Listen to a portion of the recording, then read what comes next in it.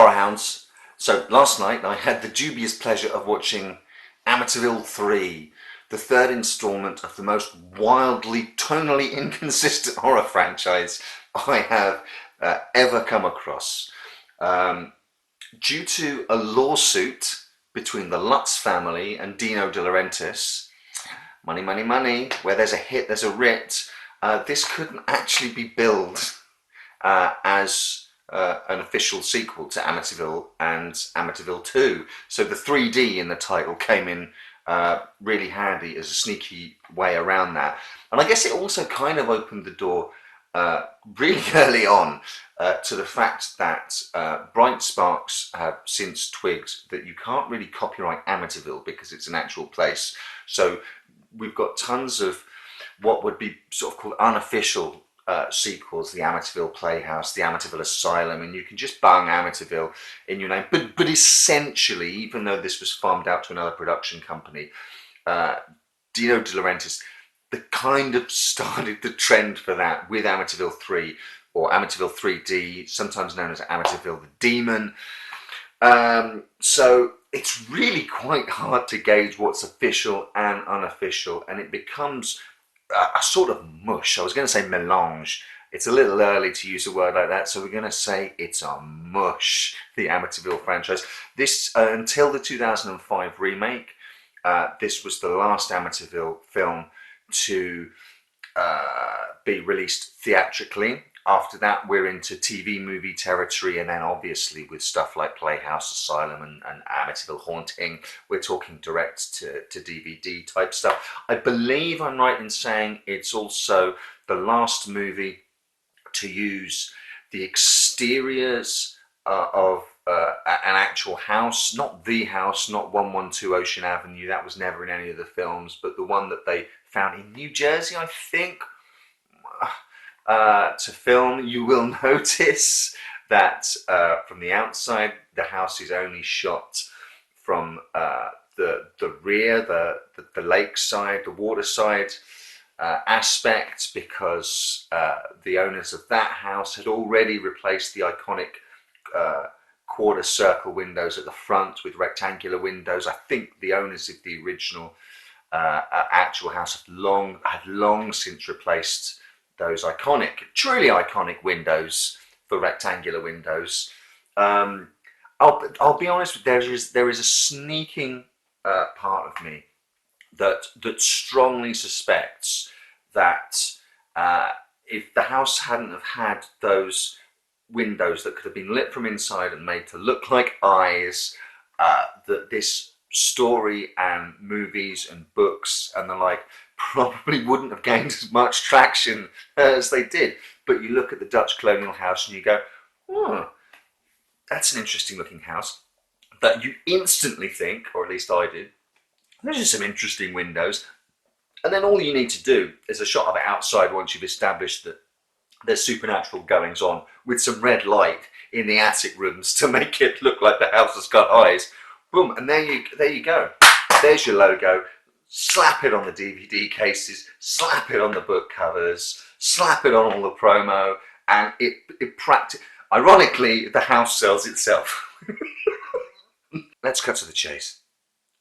This is not a good film. Let me pick up the case. Interestingly enough, it's Meg Ryan's cinematic debut, and tying into the last time the exteriors of the house were used, the interior was never used. This is now a soundstage. I believe I read last night a soundstage in Mexico, of all places, and my God, does it show. I don't know whether the fact that it's a soundstage, I don't know whether it's also combined with the aspect ratio, the lenses the director was using. It just seems smaller. The house inside seems smaller. It looks like a soundstage. It doesn't feel scary at all. It just doesn't feel like the Amityville house. I've got to be honest with you. And this doesn't really feel like an Amityville movie. It feels a little bit like near the start, it feels a little bit like a Sly Pop Lutzes. The DeFeos now are named, and in a really weird scene that makes me a little uncomfortable, Meg Ryan's character talks about the murders that happened in 112 Ocean Avenue as she's leading her friend from room to room, so, you know, and the order in which the murders happened. And it's, to be honest, for something that's aimed so light, and it's a 15 certificate, the Blu-ray that I've got, I think it could probably get away with being a PG these days. For something aimed so light, just slap bang in the middle of it to really hammer home the connection with Ronnie DeFeo Jr. and those horrific murders just seems so weird, especially whilst at the same time having a paranormal investigator who debunks fraudsters, debunking a seance at the start inside the house and exposing fraudsters, basically having his position be throughout the entire film that there is nothing supernatural going on in the house whatsoever, as a little subtle dig to the Lutzes. But then, in order for it to work as an Amityville movie, he has to be proved wrong. So the film is kind of shooting itself in the foot by then claiming that it's a mess. It's an absolute mess. We've got the old thing in here with the photos being developed, and the first guy to die, the real estate agent who sells the house, his face is all blurred out in the photos. That's a rip-off of The Omen. Then the guy who owns the house, I apologise in advance, I've not taken the time to memorise any of the characters' names. They're so forgettable, it kind of doesn't really matter. The guy who owns the house has a little sort of snafu in a lift where he's going down in a lift and then it goes up really fast and down really fast. And I'm thinking, that's from Omen 2. That's the standout death from Omen 2. And in a weird way, it's kind of like this is an Amityville film that's trying to be an Omen film. Apart from the awful death by plastic flies at the start of the real estate guy who sells the house, all the other deaths occur off the property until the house explodes. And it's almost like how the invisible satanic forces were killing people in The Omen in interesting ways, but somehow, for some reason, the house is now killing people and attacking people off the property. It's so inconsistent. It's utterly bizarre. The purpose of it is never clearly explained. The guy who fucking lives there is in the least danger out of everyone. The house seems to be fine with him in it, more or less, but everyone else is fucking toast. The special effects are awful. The flies, my God, you could... they're either raisins, I'm convinced they're raisins, stuck on some dude's face while he's going, oh, or reused quite a lot in the film. There is one plastic fly on a fishing wire that someone off camera is dangling. Flies don't do this in front of someone's face, and you can see the actors pretending to try and swat it, but they can't actually make contact. They can't actually go to swat it because it's just on a bit of string, and if they actually swat it, it'll just do that in front of them. So they're having to swat act and whoop, whoop, oh, damn, missed it again. There's another scene where the owner goes up to a bathroom on the first floor because the hot tap's on and he can't turn it off, so he has to go to the stopcock below the tap. Funny place to put a stopcock below a sink, but anyway, whilst he's under there, the walls are closing in on him and he can't see it, but we can see it. And then as he gets up to leave the room, the wall behind him is really close to him, and he goes out into the hall, has a breather, and then comes back in and obviously the stagehands have pulled the wall back in position, but a bit like a magic trick, he goes back into the room and it's big again. The hilarious thing is that you can see all the paint's been scraped off the wall, that the false wall's been moved, pulled back into its original position. All the paint that's been smeared down here. It's fucking atrocious. The musical score, oh my goodness. They've got the house still, at least for establishing shots and stuff in the back garden, but by now they've lost the most valuable player, the MVP of the franchise. Lalo Schifrin's gone, and I forget, Blake, I don't want to slag him personally. I turned to my other half. She was sort of half paying attention to the movie, and I said to her, the music in this is a bit, and I sort of struggled for a word to describe it, and she said it perfectly. She said, obvious. And it is obvious. Every time you cut an establishing shot of the house, it's like cartoon music. When the music in a Tom and Jerry cartoon tells you that they're running, tells you that they're fighting, tells you that they're scared, the music in this does it. There's a scene right at the start where Meg Ryan's character says to the guy, he's packing away his stuff and moving out, and he's got this electronic keyboard in front of him, and she says, oh, I hear you bought a haunted house. And he goes onto the keyboard and plays dun dun dun dun dun dun dun dun dun. And like, that's not a million miles away from the professional score that they've got for the actual movie. It's just a smidge away from dun dun dun dun.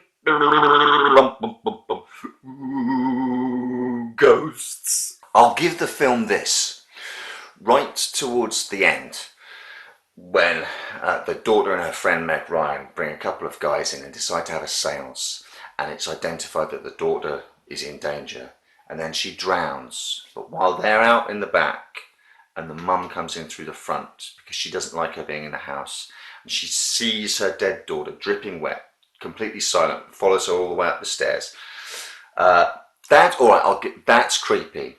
And then after that, she's convinced that her daughter's alive, and that's her reality, and that the dad's reality that she's dead and drowned is the false one. Start there. Have a family move in. Have them be estranged, and have the daughter drown, and then have the mum. There's a creepy shot of her being completely normal, ironing her daughter's shirt in a room that's utterly destroyed by being destroyed by supernatural forces, and she just passes it off as her daughter, wanting to let me know that she's still around. Start the film with that, and then interrogate your film with both threads. The dad thinks that the mum is having a mental breakdown and she's doing all of this stuff. The mum is convinced that the daughter's still around and there's something supernatural going on. And have the two opposing views interrogate themselves throughout the movie. But by then, it's just too little too late. There's a guy who's being killed by flies. There's a woman that's sort of being spontaneously combusted in her car. And then her skeleton comes out for 3D after oh, that's just so weird. There's a guy who owns the house who's just been shaken up a bit in the lift and then almost squashed by a wall. The death of the daughter is the only real hard-hitting bit in it, and even then they can't even fucking act like their daughter's dead. Like, he's kind of acting like he's had a bit of a lie-in and is a bit groggy. Ah, dearie me. A demon comes up out of the well, so it's there for all of a minute or two, grabs some guy, burns half his face off and drags him down into the well. Then the house explodes. Essentially, unfortunately, there's some really nice stunt work in this section. When the sort of paranormal investigative team, the people helping there, the cameraman, the people with the microphones and that get hit by sort of flying furniture and smashed out windows and stuff like that, and it's all kind of undone by the house attempting to spear the owner with a dead swordfish of all things, and then the house completely blows up, and we end on a shot of the well still there glowing, and I shit you not, flying above the well is our plastic fly. Still evil. There's still evil there. Some poor souls on the IMDb message boards are trying to make some sort of sense of the mess of continuity of this and say, maybe chronologically, maybe this is the last one, and the other films happened before this because the house is back. This gets kind of unblowed up, and bless you for trying. You're putting more effort into making sense out of this franchise than any of the filmmakers ever intended.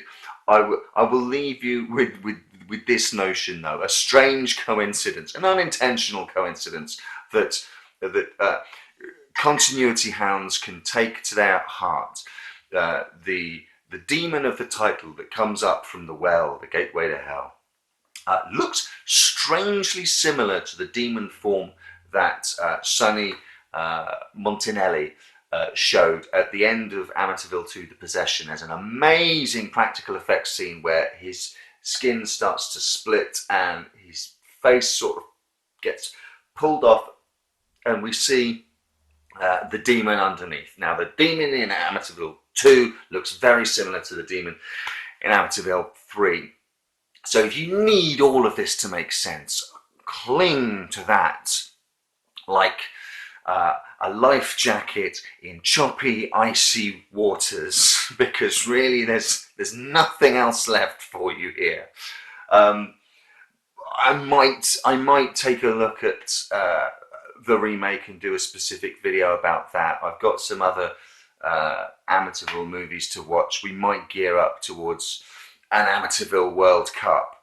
But I'm really going to have to pick and choose what we individually film-wise talk about from here on out. I'm going to look at some of the straight-to-DVD stuff, Amityville Playhouse, Amityville Asylum. I'm not expecting them to be any good, but we might touch upon all of them. I'm not going to go through the time and effort of watching all of these fucking things and not speaking about them, so we may well have an Amityville World Cup.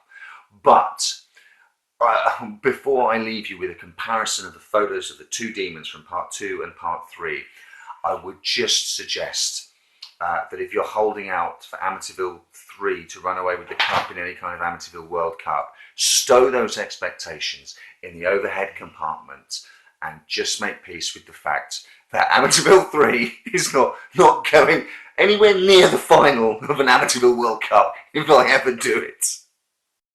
So here's the demon as it appears at the end of part 2, and here's the demon from part 3. It's quite similar, so that's nice.